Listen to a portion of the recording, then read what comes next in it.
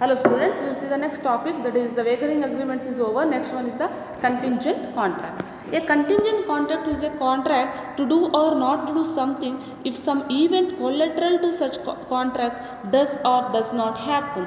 Okay, a contingent contract is a contract to do or not to do something if some event collateral to such contract does or does not happen. Okay, we'll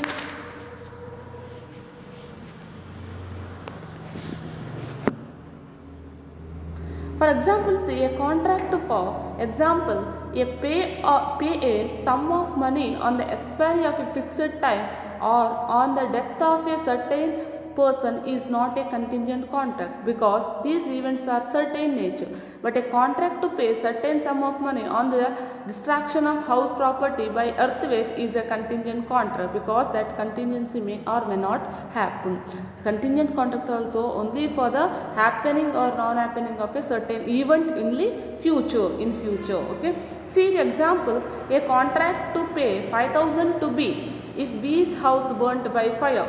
ಒಂದು ವೇಳೆ ಬಿದು ಮನೆಗೆ ಏನಾದರೂ fire insurance like fire insurance ಹಣ ಬೆಂಕಿ ಬಿದ್ದರೆ the a contract to pay 5,000. This is an example of contingent contract as its performance depends upon a contingency on the basis of the future contingencies. Okay.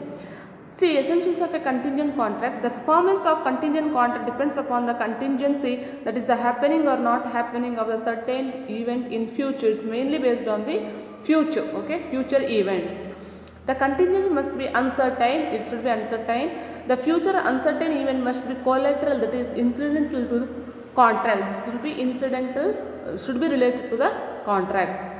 The collateral event or act may be contingent on some act of party to the contract or on any act of the third party. Okay. Next we will see what are the main rules regarding the performance of contingent contract. Okay.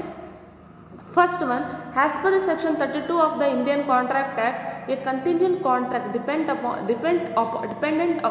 the happening of a certain event cannot be enforced by law until that event happens. If the event becomes impossible, the contingent contract becomes void. Actually, the contingent contract is not void. If that particular event is not happened, then it becomes the void.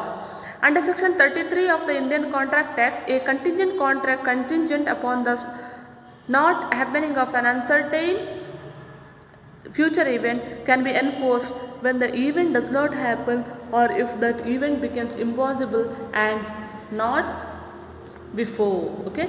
And third one, under section 34 of the Indian Contract Act, if the contingent contract is contingent upon how a person will act at an unspecified time, the event shall be considered to become impossible when such person does anything renders impossible that he should act within such definite time or otherwise than under further contingencies. Okay. As per the contingent contract, a person have to do certain work within a time. If the person is not able to do a particular work within a time, then it becomes the void. Under section 35 of subsection 1 of the Indian Contract Act, a contingent contract contingent upon the happening of a certain uncertain event within a fixed time becomes void if at the expiration of that time fixed such event has not happened or if before time expires such event becomes impossible and that particular event becomes the impossible. Okay.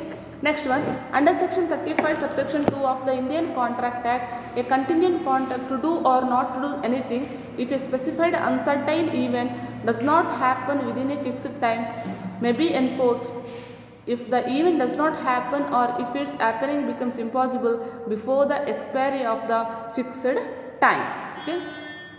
Next one, as per section 36 of the Indian Contract Act, a contingent agreement to do or not to do anything if an impossible event happens, if the impossible event happens, is void whether the impossibility of the event is known or not known to the parties to the agreement at the time of when it is made. Impossible event happens, means becomes the void whether the impossible event is known or not known to the parties to the agreement at the time of when it is made. Okay, this is about the contingent contract. Next, last topic we will see what are the main difference between the contingent contract and wagering contracts. See, First one, what is the difference? It is a perfectly valid. Contingent contract is always valid and enforceable in the court of law. But wagering agreement is not valid, it is void in the court of law. Next, second one, parties are interested in the happening or non-happening of the event. Neither party is interested in the happening or non-happening of the event other than the money he will win or lose. Under the wagering, only the money is important, but here happening of the event is important. The future event is merely collateral or incidental. The certain event is only the determining factor. It is collateral or incidental to the particular contract. There may not be reciprocal promises. There are reciprocal promises, many promises under the wagering agreements. All the contingent contracts are not of wagering nature because all contingent contracts are not void.